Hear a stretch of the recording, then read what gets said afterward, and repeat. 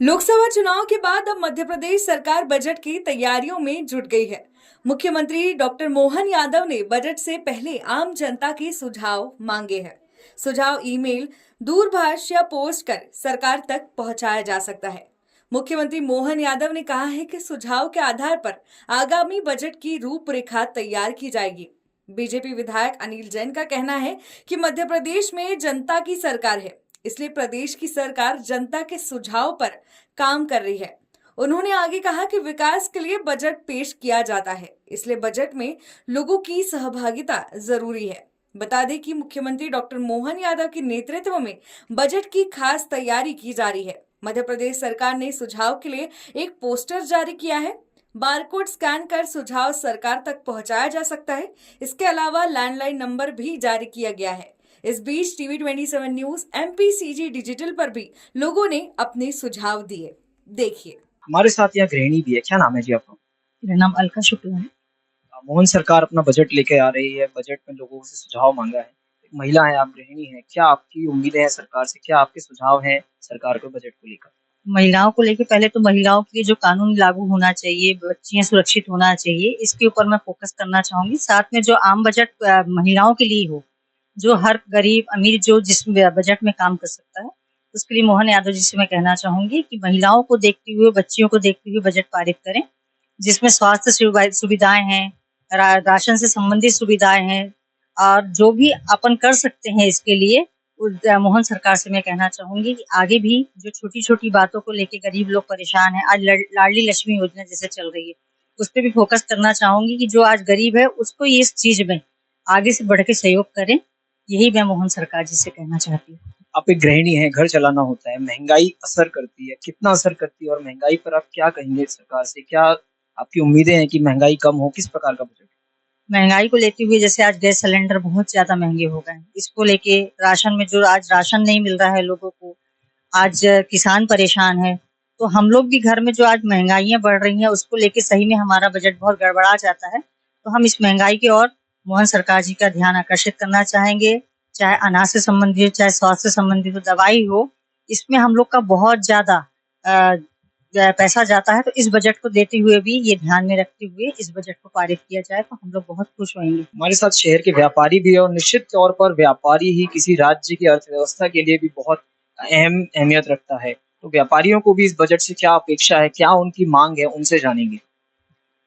आज पूरे मध्य प्रदेश में छिंदवाड़ा जो मंडी है, ए ग्रेड की मंडी है। छिंदवाड़ा के साथ साथ में जो विभिन्न मंडियां है हमारे मध्य प्रदेश की, वहां से पूरा माल मध्य प्रदेश से बाहर जाता है।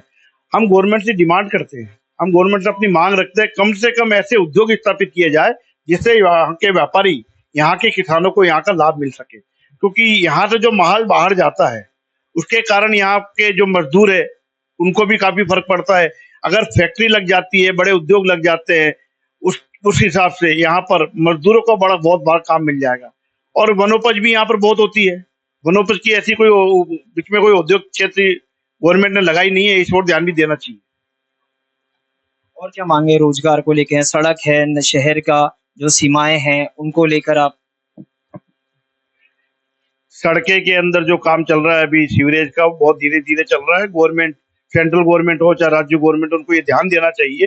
सीवरेज के काम साल भर पूरे नहीं हो पा रहे हैं, उसके कारण गाड़ियों का आवागमन, रोज के एक्सीडेंट, रोज के जो तोड़ फोड़ की जाती है उससे लोग से बचाया जाना चाहिए।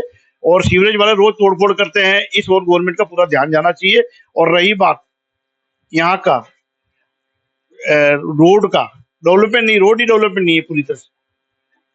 निश्चित तौर पर व्यापारियों का है कि जो टैक्स है, मंडी है, उसमें सुलभता हो। यहाँ का जो कच्चा माल है वो बाहर जा रहा है, तो उसकी जगह यहाँ पे व्यापार लगे, उद्योग लगे, तो निश्चित तौर पर वो माल यही हो और वो माल बनकर फिर यहाँ से दूसरे राज्यों में जाए। ये यहाँ के व्यापारियों की प्राथमिकता है और यही ये बजट में उम्मीद करते हैं कि मोहन सरकार इस पर भी विशेष ध्यान देगी। हमारे साथ यहाँ युवा नेत्री भी हैं, उनसे जानेंगे क्या रखते हैं अपने विचार। मोहन सरकार का बजट आने वाला है, क्या है आपके विचार, क्या मुद्दे हैं कि जिस पर मोहन सरकार को बजट शामिल करना चाहिए? जैसे अभी फिलहाल ऐसा है कि अब मेरी भी बेटी अब 10th में है, तो मैं मेरे हिसाब से कि अब हमको भी सोचना पड़ता है कि हम इंदौर भेजें या कहाँ भेजें आगे। तो या सीरियसली यहाँ पे अच्छे कॉलेजेस नहीं है, मेडिकल कॉलेज बोलो या जो भी है, जो कॉलेज है भी वो भी बंद जैसे है, या बाहर की फैकल्टी नहीं है, बाहर की फैकल्टी भी नहीं है, कुछ नहीं है पढ़ाने के लिए। तो मैं चाहती हूँ कि यहाँ पे अच्छे कॉलेजेस खुले ताकि बच्चों को यहीं पढ़ें और यहीं जॉब के भी ऑफर्स यहीं मिले उन लोगों को, तो ज्यादा बाहर नहीं जाना पड़ेगा। बहुत सारे बच्चे हो सकते हैं कि कई लोग इकलौते हैं, माँ बाप के छोड़ के नहीं जा सकते, तो बेचारों को फिर यहीं पढ़ाई करना पड़ता है। हम लोग को भी जाना था बीए वगैरह करना, यहीं पढ़ा, क्योंकि हम लोग बाहर अलाउ नहीं था जाना, तो फिर हमको यही करना पड़ा। तो मैं चाहती हूँ कि यहाँ पे शिक्षा के तौर पे बहुत विस्तार होना चाहिए। और दूसरी बात मैं ये चीज उठाना चाहूंगी कि बाहर की ना मूक बधिर लड़कियां भी यहाँ पढ़ने आती है बहुत सारी, तो उनका मैंने देखा, क्योंकि मैं उनको डांस क्लासेस लेती हूँ उनकी बहुत बार, तो उनकी जल्दी शादियां कर दी जाती है।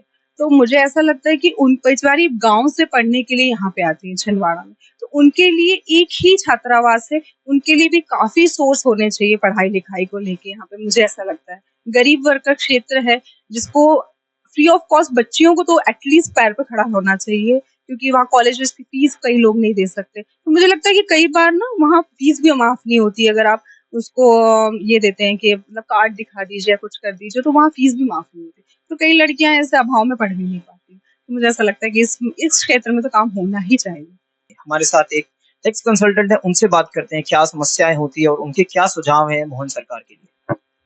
जैसे कि आज प्रेजेंट में महंगाई बहुत बढ़ चुकी है, तो मैं प्रदेश सरकार से यही करूंगा कि महंगाई कम करने के लिए कुछ रास्ता निकाले। जैसे कि आज ट्रांसपोर्ट सबसे महंगा है, जिसकी वजह है पेट्रोल डीजल के रेट। तो टैक्स रेट में हर चीजों में जीएसटी आ गया है, तो मैं ये अपेक्षा रखूंगा कि पेट्रोल डीजल में भी वेट टैक्स को हटा के जीएसटी लाए, जिससे कि पेट्रोल डीजल के रेट थोड़े कम हो और उस वजह से दूसरी जो ट्रांसपोर्ट है खर्चे हैं वो कम हो।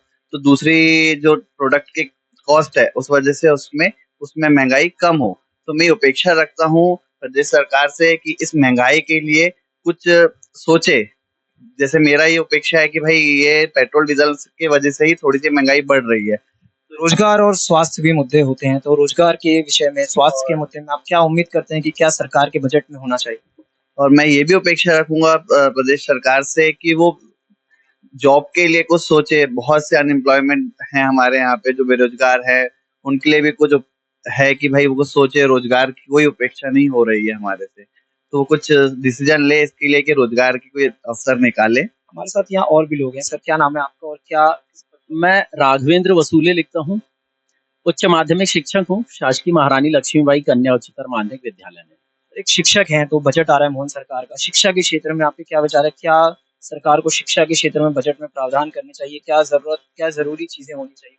सर देखिए, शिक्षा के क्षेत्र में बजट को लेकर के हम ये अपेक्षा रखेंगे मध्य प्रदेश की आदरणीय श्री मोहन यादव जी की सरकार से कि जीडीपी का जो 6% रखे जाने का प्रावधान हुआ है राष्ट्रीय शिक्षा नीति 2020 में, उसके अकॉर्डिंग बजट में शिक्षा को मिलना चाहिए।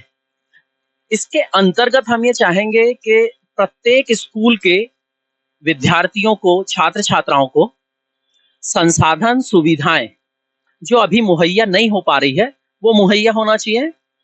तीसरा, खेल के क्षेत्र में हम इस तरह से आगे बढ़े बजट को लेकर के कि जो बच्चों को अवसर नहीं मिल पा रहे हैं राष्ट्रीय स्तर पर खेलने के, वो अवसर मिलने की दिशा में भी बजट में कुछ ना कुछ प्रावधान किया जाना चाहिए।